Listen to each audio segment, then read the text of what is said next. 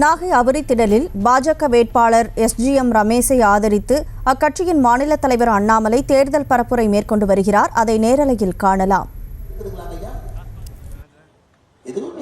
எல்லாத்தையும் உயர்த்திட்டாங்க. எப்படி சாதாரண மக்கள் நிம்மதியாக இங்கே வாழ முடியும் என்பதை நீங்கள் புரிந்து கொள்ள வேண்டும். ஒரு பக்கம் நம்முடைய ஆட்சி 10 ஆண்டு காலம் நான் பட்டியலிட்டுக் கொண்டிருக்கின்றேன்.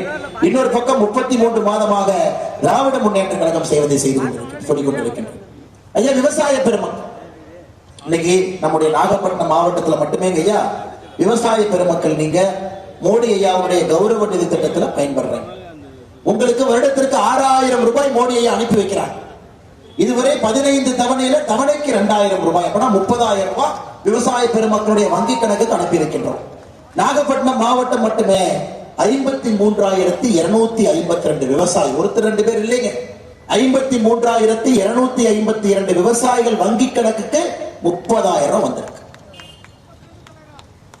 தமிழ்நாட்டில் 45 லட்சம் விவசாயி. இவன் 1000 ரூபாய் கொடுப்பாங்க, அதுக்கு இவன் போடுற அலப்பறை இருக்கு. சகோதரிக்கு 1000 ரூபாய் சத்தம் போடாம 45 லட்சம் விவசாயிகளுக்கு சத்தம் போடாம 30,000 ரூபாய்ங்கம்மா. நம்ம ஊர்ல மட்டுமே நாகப்பட்டினத்துல மட்டுமே 53,252. நேற்று துரைமுருகன் பையன் கதிராணி, அவர் வெள்ளூர் தொகுதியில வேட்பாளராக நிற்கிறார். அவர் என்ன சொல்றாரு தெரியுங்களா? சகோதரிகள் என்னை கோச்சு கூடாது, தாய்மார் தமிழ்நாட்டில் நம்முடைய தாய்மார்களும் சகோதரிகளும் மினுக்கு மினுக்குன்னு இருக்காங்க. பழைய செருப்புல பத்திரமா வச்சுக்க, திமுக காரங்க வர்றாங்க. தமிழ்நாட்டிலே நம்முடைய தாய்மார்களும் சகோதரிகளும் மினுக்கு மினுக்குன்னு இருக்கிறாங்களாமா. கதிரானந்த் அவரே சொல்றாரு, ஏன் மினுக்கு மினுக்குன்னு இருக்கிறாங்கன்னா எல்லாம் ஃபேர் அண்ட் லவ்லி போடுறாங்க. ஏன் ஃபேர் அண்ட் லவ்லி போடுறாங்கன்னா இவங்க 1000 ரூபாய் கொடுக்கிறாங்களாமா, அதனால ஃபேர் அண்ட் லவ்லி போடுறாங்க. தமிழ்நாட்டிலே இதுவரை அரசியல்ல நம்முடைய தாய்மார்களை சகோதரிகளை திராவிட முன்னேற்ற கழகத்தினுடைய ஆட்சியை போல் யாரும் கொச்சைப்படுத்தியதே கிடையாது. ஐயா, நம்ம சென்னை பக்கம் வந்தீங்கன்னா இந்த பிங்க் கலர் வண்டி போங்க, இந்த லிப்ஸ்டிக் போட்ட மாதிரி ஒரு வண்டி ஓடிட்டு இருக்கு. யாராவது அரசு பேருந்துல தப்பித்தவரை ஏறிட்டீங்கன்னா எப்ப இடிஞ்சு தெரியாது. ஒருவேளை தைரியமா ஏறிட்டீங்கன்னா, பெண்கள் குறிப்பாக, உடனே பொன்முடி என்ன வந்து ஓசி ஓசி ஓசி என்று பெண்களை சொல்லுவாங்க. இன்னைக்கு எல்லோருக்கும் 1000 ரூபாய் கொடுப்போம் என்று சொல்லிவிட்டு வெறும் 30% தாய்மார்களுக்கு மட்டும் 1000 ரூபாய். அதுலயும் சொல்றாங்க மினுக்கு மினுக்கு இருக்காங்க, ஃபேர் அண்ட் லவ்லி போடுறாங்க. அன்னை கதிரானந்த பார்த்து 5 லேயர் மேக்கப் போட்டு வந்து பேசுறாங்க.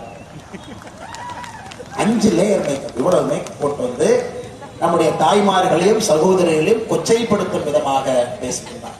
இதற்கெல்லாம் நீங்க பதில் மோடி ஐயாவை பாருங்க, ஒரு பெண்களை தன்னுடைய காலிலே விழுவதற்கு அனுமதிக்க மாட்டார். அது மோடி. மோடியோட காலில், மோடி ஐயா காலில் யாரும் விழக்கூடாதுங்க, விழவே கூடாது. அனைவரும் சமம் என்று நினைக்கக்கூடிய மனிதன். அது குறிப்பாக பெண்கள் மோடி ஐயா காலில் விழுந்தா ஏற்றுக்கொள்ளவே மாட்டார். ஒரு தாய்மார்களுக்கு, மகளிர்களுக்கு, சகோதரிகளுக்கு மோடி ஐயா கொடுக்கக்கூடிய மரியாதையை பாருங்க. அப்பா பேர் இன்சியலை வச்சு அரசியல் இருக்கக்கூடிய கதிரானந்த் கொடுக்கக்கூடிய மரியாதையை பாருங்க. இப்படித்தான் பொன்முடி அண்ணன் பேசி பேசி ஜெயிலுக்கு போனாரு.